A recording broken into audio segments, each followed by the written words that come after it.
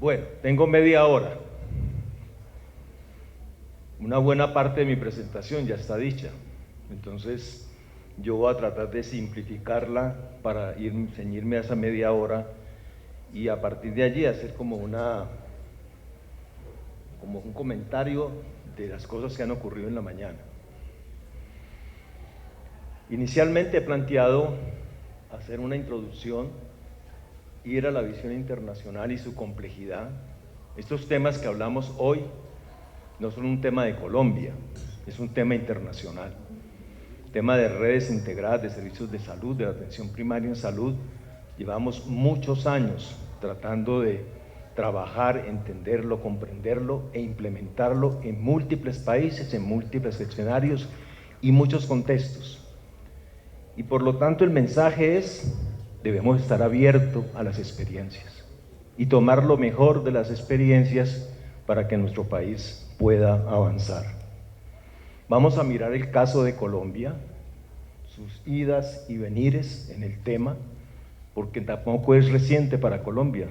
Colombia lleva hablando de atención primaria en salud mucho tiempo, viene hablando de redes integradas de servicios de salud más cercanamente desde el 2011, o sea, 13 años, llevamos tratando de entender qué significan las redes integradas de servicios de salud y por lo tanto hay un recorrido que permite hacer propuestas en este momento y cuarto, hablar de la posibilidad de un cambio y cómo abordarlo. La experiencia internacional nos dice, y tengo que hablar aquí de dos grupos, uno que es el Banco Interamericano de Desarrollo y el Banco Mundial, que de una u otra forma desencadenaron en el mundo entero el actual modelo. El Banco Mundial y el Banco Interamericano de Desarrollo, en 1985, a través de una propuesta muy sencilla, la salud individual es un bien privado, la salud colectiva es un bien colectivo. En ese momento en que separan lo individual de lo colectivo y conllevan lo individual para posibles modelos de aseguramiento y de gestión de riesgo individual, en ese momento levantan un nuevo paradigma que el doctor Luis Alberto describió muy bien y yo no voy a entrar en este tema porque él lo describe de lo que ha ocurrido en nuestro país, pero Banco Interamericano de Desarrollo y Banco Mundial 30 años después han cambiado. Se han dado cuenta que no funciona, digamos, la propuesta que se planteó hace 30 años. O sea, 1985 a la fecha, tenemos casi 40 años. Gracias. Entonces, muy importante comprender cuál es el mensaje del Banco Interamericano de Desarrollo y del Banco Mundial hoy. Entonces, hoy, diciembre del 2023, se firma, se hace un foro regional donde existe un consenso internacional para lograr cobertura universal, para avanzar en redes integradas de servicios de salud, con énfasis en la estrategia de atención primaria en salud. O sea, no hay duda de que esa es la estrategia. Y duele que en nuestro país todavía existen, digamos, personas que no miran ese camino y su posibilidad, su factibilidad y acercarse a eso cuando los organismos internacionales hoy nos están diciendo, miren, por ahí es la respuesta y vamos a financiar, vamos a capacitar y vamos a ordenar a nivel internacional para que esto ocurra en los diferentes países. Ese acuerdo se firma en diciembre del año pasado en Montevideo, reunión a la que tuve ocasión de participar. La experiencia internacional de redes de atención primaria en salud, les decían, no están lejos. Funciones esenciales de salud pública renovadas nos está planteando en el 2020 que para poder hacer todo esto necesitamos autoridad sanitaria y necesitamos una nueva gobernanza en salud. Por lo tanto, no habrá redes integradas de servicios de salud ni atención primaria en salud si no tenemos una nueva gobernanza que piense en redes, que piense en atención primaria en salud y que gobierne. Por eso me agradó muchísimo escuchar la secretaria de Salud Departamental de Antioquia, que hoy nos dice aquí en su discurso de apertura, de instalación de esta reunión, mire lo que pensamos hacer y lo que queremos hacer. Es la autoridad sanitaria la que va a convocar a las regiones y a los lugares para que nos pongamos de acuerdo y hagamos el consenso de cómo las instituciones podemos trabajar. Y eso es autoridad sanitaria, eso es gobernanza en salud, son la capacidad de llamarte a conversar para que construyamos juntos y busquemos una solución en nuestros territorios. Entonces, gobernanza significa función esencial, autoridad sanitaria, y significa algo muy importante que está allí metido, es hacer la gestión conjunta de lo que significa trabajar el talento humano, el recurso financiero y lo que la tecnología nos aporta. La gestión de los recursos es la clave fundamental del cambio para cualquier proceso de este tipo. ¿Qué haremos con el talento humano? ¿Qué haremos con el dinero? ¿Y qué haremos con la capacidad tecnológica que hoy tenemos para darle capacidad resolutiva a nuestras instituciones cerca a las personas, cerca a la gente, cerca a las familias? Es allí donde tiene que darse ese cambio. Y coloco esta foto al lado porque llevamos, yo no sé, ya casi creo que vamos a los 50 años, 40 y pico de años, pensando en cómo trabajar el modelo de atención de APS, y que ha sido una constante en las políticas internacionales. Ha sido un modelo que ha tenido muchas personas que son detractoras o diferentes visiones, digámoslo así, para no dar ese calificativo. Entonces, la atención primaria en salud ha tenido diferentes formas de hacerlo, desde los programas verticales hasta los programas más integrales, desde los programas verticales que no tienen noción de derechos humanos hasta los programas integrales que están en la era de los derechos humanos fundamentales. En ese complejo de los 45 años que llevamos desde Alma Ata, se dan diferentes formas de ver. Entonces, es importante que comprendamos que podemos trazar acuerdos y consensos poniéndonos de acuerdo qué es lo que queremos hacer en nuestros territorios para que la gente se pueda beneficiar. Y es posible hacerlo porque hay países que ya lo han hecho, hay ejemplos a nivel internacional que tienen esta lógica y han avanzado mucho más que nosotros. Tenemos países como Chile, como Uruguay, como Costa Rica, diferentes países que han avanzado y tienen, Canadá, tienen capacidad de enseñarnos de cómo avanzar en atención primaria en salud. No es lo mismo empezar una reforma en Chile, donde lleva muchos años, con una salud pública que ha protegido a pesar de gobiernos dictatoriales, con una atención primaria en salud de centros de atención primaria en salud en los municipios, a pesar de los gobiernos dictatoriales, se defendió el municipio y las regiones una atención primaria en salud que hoy juega un rol muy importante para poder resolver los problemas. Y uno se pregunta, ¿cuáles son los indicadores de salud de esos países? Vayan ustedes y los miran. Miren cuáles son los indicadores de Chile, los indicadores de Costa Rica, los indicadores de Uruguay. Los países que de una u otra forma se han aproximado han logrado cambiar sus metas, porque el mismo doctor Ramón Abel Castaño me decía esta mañana en el carro, sí, no hay duda de que la atención primaria contribuya a mejores resultados en salud pública. No hay duda. Entonces, si no hay duda, no le pongamos palos a una propuesta de crecer en una forma importante para la atención primaria de salud en Colombia.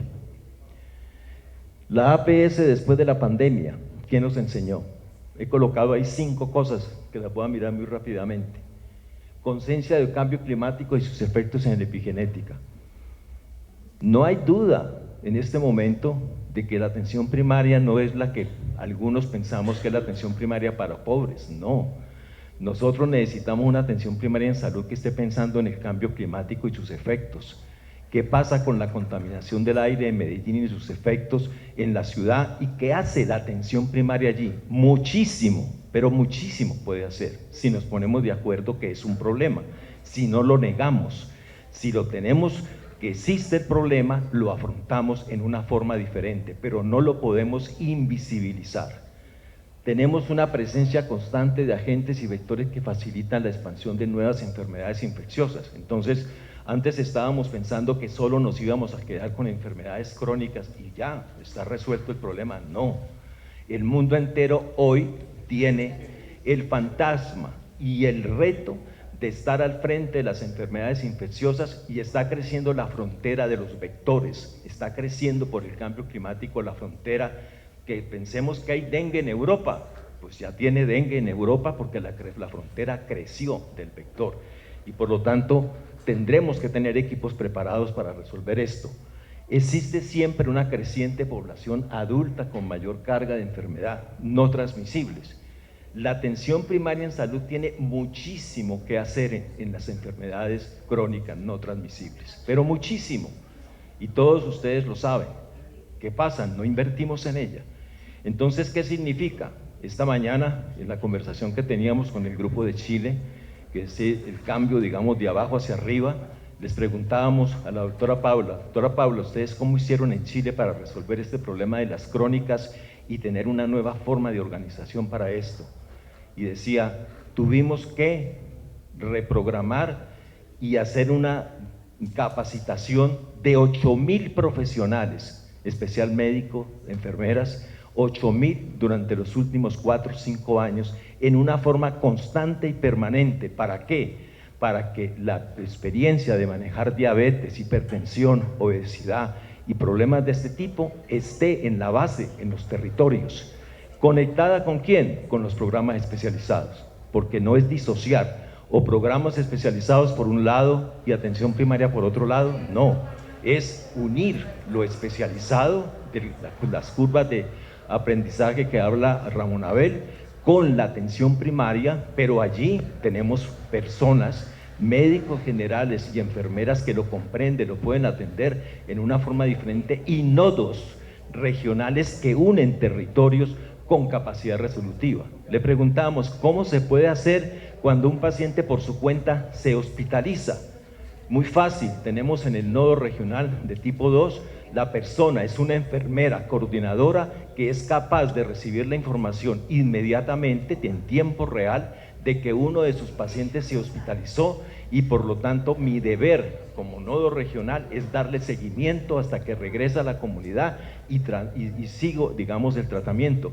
No es ese proceso de remisión y contrarremisión que podría ser todo complicado, no, es que yo sigo las personas, sigo a los ciudadanos, sigo a su familia, porque tengo un sistema de información en tiempo real que me permite hacer ese tipo de seguimiento, y por lo tanto es factible hacerlo y otros lo están haciendo. Ciudadanía con una mayor conciencia de derecho, de salud y de protección financiera. La atención primaria en salud y las redes de hoy no es lo mismo de hace 40 años, de hace 25, 30 años. Hoy la población tiene conciencia de derechos. Hoy la población tiene conciencia de protección financiera. Hoy la población tiene acceso a la información y sabe muchas veces más que el propio médico, casi que llegan autodiagnosticados a las consultas. Entonces estamos frente a una era totalmente diferente, donde tenemos que dialogar con las personas y los ciudadanos que tienen un conocimiento completamente diferente, y por lo tanto no van a recibir órdenes, van a recibir un consejo y una orientación de qué es lo mejor que yo puedo hacer, porque yo ya leí las 3 alternativas que tengo. Ya la mayoría de las personas, digamos que eso tiene sus gradientes, pero la mayoría de las personas en las grandes ciudades tienen acceso a información sobre su posible problema de salud. Y estamos en esa era abierta de una salud pública digital y de sistemas interoperables conectados con la ciudadanía y sus familias. ¿Por qué no se resuelve eso en Colombia?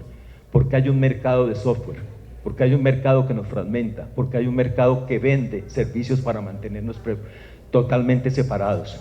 Afortunadamente, el Banco Interamericano de Desarrollo para Colombia está financiando hoy un proyecto que le permitirá al país tener un sistema único para todas las transacciones y todo lo que se haga en el país, porque es posible y es factible, y se inventó hace 20, 25 años y otros países lo aplican. ¿Por qué Colombia no lo ha hecho?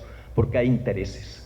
Entonces, ese tipo de intereses son los que se tienen que superar para poder llegar a tener un sistema interoperable, y afortunadamente existe el financiamiento para que eso pueda ocurrir. Los cambios propuestos, aquí está el ejemplo. Banco Mundial nos dice, hay 4 problemas, 4 cambios estructurales que tenemos que hacer. Ir a los servicios de atención primaria de baja calidad. ¿Y qué propone? Vamos a servicios de atención de alta calidad para todos. Y por lo tanto, la atención primaria en salud no es lo que hacemos hoy en Colombia. No es hacer caracterización, no es darle charlitas a la gente, no es remitir las personas y tratar de sacármelos. Eso no es atención primaria en salud. Atención primaria en salud es capacidad de resolver los problemas en el territorio e implica tecnología, implica la mejor tecnología posible. La señora secretaria de Salud, Marta, nos decía, si tengo que poner un ecógrafo en los diferentes lugares para controlar las madres gestantes, lo vamos a hacer. ¿Qué significa? Dar capacidad resolutiva para que se tenga la información suficiente para tomar una decisión clínica en el espacio que corresponde. Si tengo que tomar un electro, pues que no tenga que viajar a la capital. Hoy los electros se toman a través de los pulsos de los teléfonos celulares o de los relojes que tenemos, se toman electros y se envían las señales inmediatamente a los centros especializados. Tienen unos costos, bajarán los costos en su momento, pero habrá alternativas diferentes para poder funcionar. Entonces, atención primaria con capacidad resolutiva, y métanse en su cabeza eso. ¿Cómo logro avanzar de un país que está casi en 0, 10%, a un país que tiene atención primaria que llega a un 100% de capacidad resolutiva? No se resuelve de un día para otro, pero hay que empezar, y hay que empezar ahora y ya, para que en 10 años tengamos esos centros de atención primaria en salud con la capacidad resolutiva que ya algunos países tienen. Y mírenlo, viajen, mírenlo, las cosas por fuera. De la fragmentación de los servicios a la integración central de las personas, lo dice el Banco Mundial. No lo está diciendo Petro, lo está diciendo el Banco Mundial. Entonces les pido el favor, quitémonos el velo ideológico. Son los bancos que nos están diciendo avancemos hacia la equidad y la rendición de cuentas, de la fragilidad a la resiliencia, y nos marcan prioridades. Por el tiempo no entro en ese detalle, pero la publicación ustedes la pueden buscar y ahí está la información para poderse entender. En redes integradas, desde el 2008, Eugenio Vilaza Méndez, con quien pude trabajar muchísimo tiempo en Brasil, casi 5 años, entre los dos estuvimos trabajando qué significaban redes de atención integral. Allá se llamaron en su momento consorcios intermunicipales. ¿Qué quiere decir? No compiten, son consorcios que están trabajando bajo la lógica de la cooperación, de la sinergia, de la colaboración. No todos tenemos que tener laboratorio, no todos tenemos que tener ecógrafos, no todos tenemos que tener ultrasonido. Es que nos pongamos de acuerdo para que con el dinero que tenemos compremos lo que necesitamos en nuestra región para ser autosuficientes. Y en ese tiempo se llamó Consorcios Intermunicipales de Salud, lo pueden buscar en internet, redes de atención en salud, Eugenio Vilaza Méndez, está el ABC de cómo se trabaja, y eso se fue escrito en el 2005-2006, y hoy tenemos esta publicación de hospitales en redes integradas de servicios de salud de la Organización Panamericana de la Salud, basada en la experiencia de Chile. Miremos Chile. El próximo miércoles 20, creo que es, de marzo, a las 6 de la tarde, les invito a través de Luis Hernán, tenemos una exposición de que los chilenos nos enseñen cómo trabajan ellos las redes integradas y cómo los organizan, cómo es el financiamiento, cómo es el talento humano. Está funcionando, está funcionando. Entonces, no nos pueden decir que eso no funciona. No, sí funciona. Aprendamos de los que ya lo están haciendo, y ahí tienen una publicación que nos abre, digamos, la posibilidad de hacer eso. Los que nos dicen nuestros legisladores hoy de que es que no sabemos cómo van a funcionar esas redes, de que esto posiblemente, les estoy mandando por escrito los libros y los documentos, no de nosotros, de los organismos internacionales que dicen cómo se trabaja eso en diferentes lugares, que por favor sus cuerpos de legislación, las UTLs que ellos tienen, las unidades de trabajo legislativo, se tomen el trabajo de leer esa información y decir, aquí hay algo que es diferente, cómo es que nos oponemos a que este cambio pueda ocurrir. Y además no todo se puede meter en una ley, porque hay cosas que hay que decirlas muy abiertas, pero no necesitamos el detalle. El detalle está en toda la documentación técnica, que existen múltiples publicaciones científicas y en múltiples documentos. Entonces nos piden detalle. El detalle está en la experiencia internacional que está cerca de Colombia y que está trabajando alrededor de esto junto con el Ministerio de Salud para que pueda ser una realidad. Entonces, es una forma diferente de ver las cosas. No hablo de esto porque ya Luis Alberto lo hizo, la propuesta de cambio en la reforma en curso, lo hizo con toda la propiedad. Y aquí yo marco para finalizar 10 cosas que en mi concepto tenemos que tener cuidado. Luis Alberto lo desarrolló en otra forma, pero yo lo hago desde mi visión. 1. Necesitamos dar competencias a la autoridad sanitaria departamental y distrital para organizar las RIS. Cuando uno se reúne con la Federación Nacional de Departamentos, con los secretarios de salud departamental, nos dicen, lo único que necesitamos es que nos den competencia para que nosotros podamos entrar y convocar a los prestadores públicos, privados y mixtos para organizar las redes en nuestra región. Necesitamos competencia. Entonces, punto número 1, a resolver. La ley trata de resolver eso, pero se puede resolver con un reglamento. Así de sencillo, porque tenemos una ley que es la 1438 del 2011, que nos marca eso, y con un acto reglamentario derogar la norma que le puso eso en manos a las EPS y no en la autoridad sanitaria como fue escrito en la ley 1438 del 2011. Segundo, generar consensos de regiones y microrregiones interdependientes para complementarse y ofrecer capacidad resolutiva, lo que Antioquia va a hacer, y hay que lograr que en otros países, en otros departamentos se pueda hacer. Tercero, avanzar en estudios de capacidades en territorio para reorganizar la oferta a mediano plazo. La doctora Marta nos decía, en tales partes solo tenemos 0.12 médicos generales en ese lugar. Nos está mostrando la capacidad de resolución. Entonces nos ponen un problema. Entonces, ¿cuál es el problema? Busquémosle la solución. Quiere decir que la solución no está solamente en los prestadores, la academia, y por eso nosotros desde la Asociación Colombiana de Salud Pública hemos venido construyendo desde hace 3 años una alianza académica. La academia tiene una responsabilidad para entrar a resolver los problemas que tiene el sistema, generando una capacitación y una formación de recursos humanos mucho más amplia, con mayor capacidad resolutiva para que puedan llegar a los territorios. Y hay diferentes formas de hacerlo y de comenzar a proceder. Que Antioquia haya tomado la decisión, eso lo escuché en la audiencia pública que se hizo aquí en Medellín, del rector o el decano de medicina de la facultad de la Universidad de Antioquia, en la que anunció, nos comprometemos de que la Universidad de Antioquia, junto con las universidades, y eso ya se extendió a las otras universidades, en las regiones vamos a estar cerca del cambio y la transformación de las redes y la atención primaria en salud. ¿Qué significa? Que las personas que se van a formar de aquí en adelante, en los próximos 10 años, no se van a formar en los hospitales que tenemos hoy, se van a formar en centros de atención primaria con capacidad resolutiva, con otra forma. Que la tenemos que construir la capacidad, hay que hacerlo. Que nos vamos a demorar 10 años, hay que hacerlo.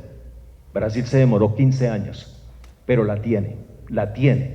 Entonces, ¿por qué no empezamos nosotros?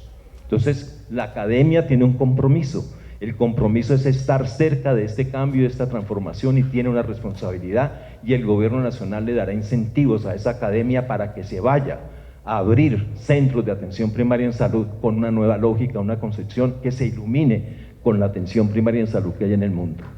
Crear las bases de acuerdo entre prestadores públicos, privados y mixtos para transformar el modelo del centro de atención básica, y vuelvo a repetir, que tenga capacidad resolutiva, no solamente clínica, sino social, que tenga capacidad resolutiva para resolver los problemas en una forma diferente, con una óptica que requiere lógicamente un nuevo pensamiento y una nueva enseñanza desde nuestras universidades, pero es posible hacerlo. Brasil montó una universidad que se llama, participé en la creación de eso junto con el ministro de Salud en ese entonces, se llama UNASUS, la Universidad Abierta del SUS. Es una universidad virtual que sigue los territorios desde el punto de vista de formación. El próximo 22 de marzo el doctor Julio Rincón, junto con la OPS, con la Asociación Colombiana de Salud Pública, junto con COSESAN, etcétera, estamos iniciando un curso para secretarios de salud departamentales y municipales, intentando abrir en Colombia lo que puede ser una universidad abierta que le dé seguimiento a los cambios que se requieren en nuestro país en este momento, que tengamos capacidad de formación de lo que se requiere en esto. Quinto, revisar la capacidad de oferta de profesionales técnicos para lograr consensos con la academia para una oferta diversa y diferencial. Y por último, 5, ahí sería 6 ya, taller de general para redes de innovación y soluciones creativas utilizando tecnologías y equipos. Lo que les quiero significar allí es, tenemos profesionales muy valiosos, tenemos técnicos muy valiosos, tenemos gente valiosísima, ustedes son personas muy valiosas. Lo único que tenemos que decirles es, por favor piensen, por favor innoven, por favor sean creativos, por favor no se peguen solo a la norma. Si las normas nos están desbaratando, destruya la norma, porque la norma está negando la posibilidad del cambio. Busquemos que las normas cambien, busquemos que en los territorios se pueden hacer cambios en una forma importante y ojalá la universidad esté allí junto con esas personas y ojalá la ciudadanía esté allí para decirle no, es que mira, yo necesito es que me atiendan aquí en mi territorio, en mi región. ¿Podríamos pensar en un departamento de Antioquia autosuficiente? Yo estoy llevando a mi señora en este momento a una cirugía a Bogotá porque aquí no se resuelve, o porque la EPS no me da la opción de resolverlo aquí, me tengo que ir a Bogotá. ¿Por qué? ¿Por qué tengo que gastar una cantidad de recursos para poder hacer una cirugía en Bogotá? Porque la EPS no da ese tipo de propuesta. Entonces, tenemos que generar una nueva forma de organización y tenemos que avanzar en una forma diferente. Conformación de redes de profesionales. He trabajado con un mexicano famoso, Armando Dinegri, es una persona de Brasil que ha trabajado muy bien lo que son los centros reguladores especializados, que resuelve muchas de las cosas que Ramón Abel nos está planteando. Colombia es un país que todo entra por urgencias, lo decía el viceministro esta mañana también aquí, eso no debe ser así.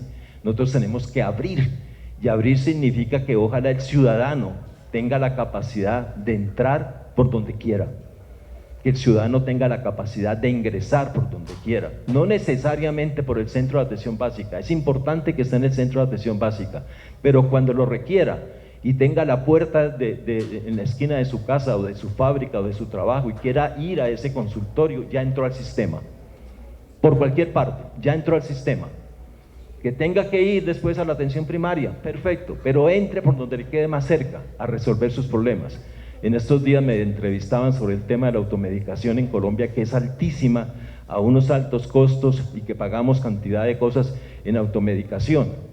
¿Cuál es la causa? Tenemos cerradas las puertas para que la gente consulte. La única forma que tenemos es ir a las urgencias en una emergencia. No tenemos otras opciones adecuadas o una EPS que nos autoriza tal cosa. Podríamos decir, puedo entrar o me pueden hacer una teleorientación, grupos de profesionales para yo resolver el problema de automedicación. Es posible, pensémoslo. Entonces decía, ¿cómo logramos creatividad generando conformación de redes y centros reguladores especializados? Con 4 o 5 centros reguladores especializados que sean interdependientes, uno podría manejar las cosas en una forma diferente. Revisar la apertura de contratos de talento humano por nivel de complejidad. Yo debo ser parte de una red y no soy parte de un intermediario que no necesito, que me está contratando cada 3 meses o por 4 meses, 5 meses, no. Necesitamos contratos dignos a los profesionales y yo seré la persona contratada por la red integral del área metropolitana y hago parte de la red integral y me muevo en la red en diferentes posiciones porque tengo diferentes capacidades. Yo vengo de la época en que teníamos personas que hacíamos consulta externa, estaban en una cirugía de ayudantía quirúrgica y podían hacer otro tipo de actividad diferente porque tenemos la capacidad de trabajar multinivel. El ser humano es capaz de hacer eso y no nos pueden limitar solamente a que recete y un computador te diga usted no tiene autorización para eso. Un momento, nos están negando la posibilidad de actuar en una forma diferente. Por último, trabajo estrecho en pedagogía con las familias, con las comunidades, lo hemos olvidado, tenemos que trabajar junto con ellas. Apertura de propuestas de incentivos para garantizar que los actores aportan al cumplimiento de las metas en forma diferenciada. En fin, tenemos un camino trazado, ahí está, un ABC de cómo hacerlo y tenemos experiencia internacional para poder lograr eso. No voy a entrar en esto, pero aquí les quiero mostrar Banco Mundial en su libro, nos muestra caso Argentina de qué tiene que resolverse, cuáles son sus problemas y cómo nos dice a dónde tenemos que ir. Conclusión, redes integradas de atención primaria en salud y autoridad sanitaria. Está el trípode, autoridad sanitaria, redes integradas y atención primaria en salud. Eso es lo que se requiere en el cambio y lo plantea el Banco Mundial. Caso Colombia, lo ha estudiado el Banco Mundial, tiene una publicación excelente y tiene consultores del Banco Mundial que están trabajando en este momento con el gobierno. El doctor Luis Alberto Martínez lo mencionaba esta mañana, que está diciendo vamos por ahí, que es lo que se requiere. Experiencias en Colombia, la OPS el año pasado seleccionó 15 de 60 experiencias que se presentaron en una convocatoria que fue muy rápida, pero lo que les quiero decir, en Colombia se está trabajando, a pesar de las dificultades y a pesar de todo lo que te quieran, hay una cantidad de gente que hace un esfuerzo importante de meterse en este tema. Ojalá tuviera el financiamiento suficiente, ojalá tuviera la sostenibilidad financiera para que los contratos no sean por 3 meses o 4 meses, ojalá podamos avanzar en ese sentido, pero experiencias hay. De modo que muchísimas gracias y darle la esperanza, y ojalá el legislativo sea capaz de comprender y entender que este no es un problema de dos extremos, sino que es un problema de que hay necesidad de avanzar en una reforma, si no serán los responsables de una catástrofe en Colombia y nosotros les vamos a plantear qué es lo que va a ocurrir si no hay reforma en salud en Colombia. Muchísimas gracias.